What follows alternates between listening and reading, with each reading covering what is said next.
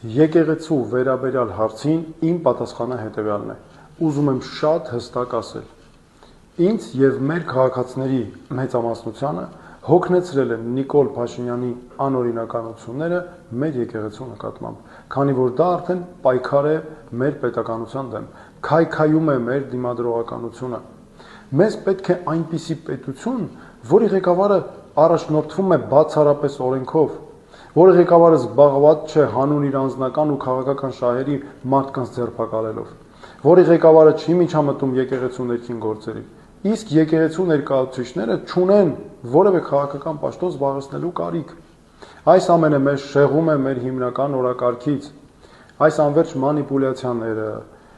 բաժանարար քաղաքականությունը Նիկոլ Փաշինյանի,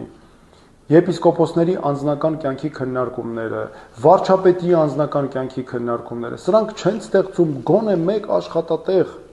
չեն ամրապնդում մեր զինված ուժերը, չեն բարելավում մեր կրթական համակարգը,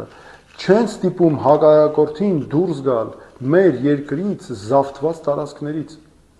Հետևաբար մենք չպետք է թույլ տանք, որ մեզ շեղեն այս հարցերով, եւ մենք պետք է կենտրոնանանք մեր օրակարգային խնդիրների վրա, մեր երկրի համար անհրաժեշտ։ Իմ օրակարգային խնդիրը, ես շարունակելու եմ կենտրոնանալ դրա վրա, ստեղծել բարեկեցիկ, ուժեղ, արդար Հայաստան։